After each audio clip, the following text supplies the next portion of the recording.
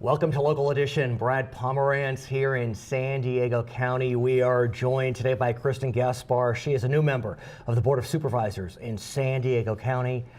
What a race. I mean, I'm left breathless when I even think about it. You won 20 days after Election Day. 20 long days, but who was counting? Right, how are you? How's your family? How are you doing? Well, there's one point in time where I remember thinking this just needs to end. Right. Good, bad, otherwise it needs to be over. 20 days is a long time to wait. And especially given the trajectory of your race where I believe you were behind for 19 of those days, essentially. I mean, it was almost the last day where the vote total flipped, am I right? Well, we knew that we had a lot of ground to cover. Right. Almost 3% behind on Election Day. It just didn't seem possible to close that gap. Okay. And when the gap was slowly closing, it took a while to really close and to catch up. And for me, the point where I got nervous was when I took the lead by 15 votes. Right. And thought I could theoretically lose this election twice. And that would not be okay. But what's interesting about your victory in the end is once you went ahead, you didn't fall behind. No. It wasn't the seesaw that sometimes you see in other races. Like remember the controllers race a few years ago with Betty and John Perez. I feel like they were seesawing it for that primary slot. There was never a back and forth. Right. It was just a closure of a big gap to begin with. And so it was just always a matter of could the gap be closed, and it was uncertain. So what was the recipe for victory? Why do you think in the end you did pull it out? Well, it was really interesting because I look back to a letter that we received from the registrar's office on election eve.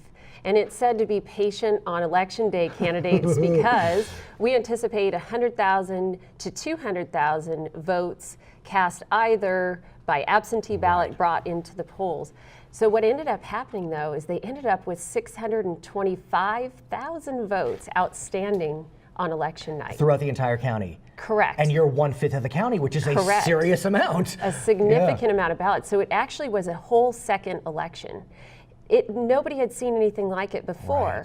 And some of it could be attributed to a 2-page monstrous ballot. Right, a lot going on. People open it up and think they're going to quickly get through their ballot, and that was not the case. So they had more cases of people walking their ballots into the polls than ever before. So it was just a very historic election across the board. And then, of course, people were just thinking, well, how long is it going to take to... They beefed up the workforce. I think at one point in time they had 400 temporary employees there to count the vote, where I think their normal staff would be about 50. So you won. Yes. You did win in the end. Yes. Be careful what you wish for, or are you loving your new job? Loving my new job. Tell us about it. I have to be honest, you know, the beginning of any new job is a bit overwhelming. Sure. You're in intake mode. You're really trying to get a handle on the organization and the you priorities. had been mayor of Encinitas, a city of how large is the city? 65,000. And now you represent about 650,000 constituents. So you've so a increased little it by bit 10. larger. Right. And keep going. And so it is a difference, but Encinitas was a perfect training ground because in Encinitas we have a very active and engaged citizenry that you have to be responsive to. We're managing a budget in Encinitas that, like any city, any county, you never have all the resources that you need. So you have to have your priorities in check. And so early on, I knew the most important thing was to put a great team around me. So we spent the early days assembling members of our staff.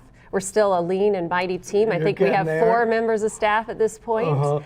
But making sure that everybody that's added on agrees with my priorities in office and moving those priorities forward. And a lot of folks may not realize, and I use this term without casting aspersions, the power of a supervisor is significant.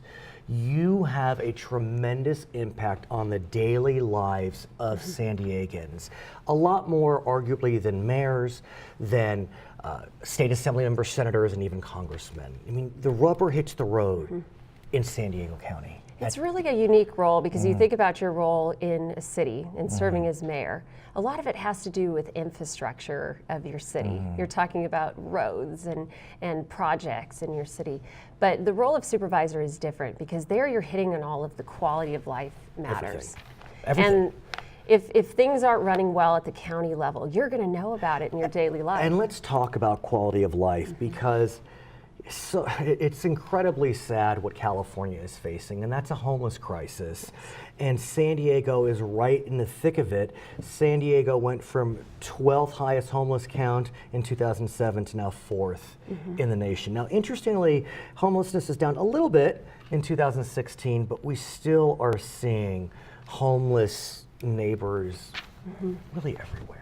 We're getting behind. The reality is there have been a number of legislative changes that, in my view, have resulted in this. The early prisoner release laws did not do. AB 109, Prop 47. We're still waiting for this check to arrive from Sacramento. And what you're referring is under AB 109, when we or when we sent the prisoners to county jails, there was supposed to be money for rehab programs. Same with Prop 47. Where are the resources to manage people on our streets that aren't ready yet to function as members of our communities? And it's really quite sad. We don't have the dollars there to manage it. Our law enforcement is strained beyond means at this point. And you know that homelessness is not a crime. No, and it's so not. it becoms tricky when law enforcement gets involved. Well, and the inspiration to me is that the county manages, the largest budget has to do with mental health dollars. You know, we're dealing with people with mental health issues, many with addiction issues, and they're ending up on the streets. We need to make forward progress as leaders, but more importantly,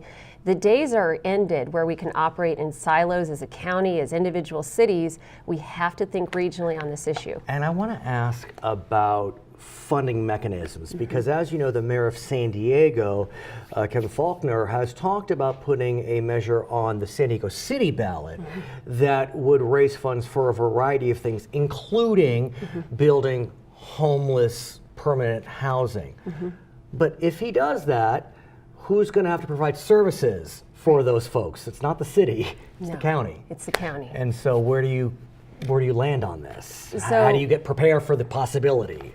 Well, prepared for the possibility is making sure that our programs have adapted over time and they're meeting the needs. I think we can clearly see that the problem is growing. So what we're doing needs to shift. It needs to adapt, just like any business model over time.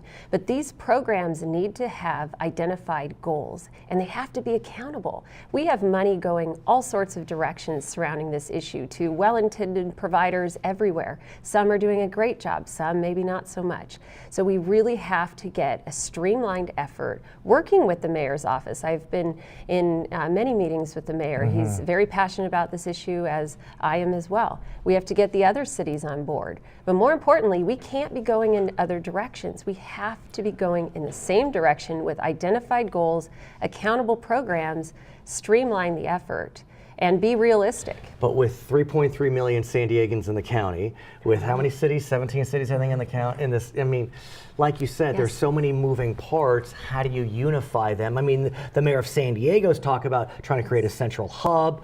That's a little controversial, and that's just the city of San Diego. I mean, you know, it's our job as elected leaders to come together, and I feel as though I'm in a great position coming from North County. Indeed. I'm well aware of the North County leadership there. It's a snapshot in time where the elected see this as a significant issue in every community, and I believe they will come together. But we have to have leaders on this issue. This is why it's become my top priority in District 3.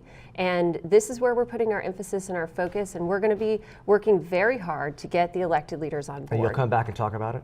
Oh, absolutely. Her name is Thank Kristin you. Gaspar. She is a supervisor in beautiful San Diego County, where we are today. My name is Brad Pomerance, Local Edition.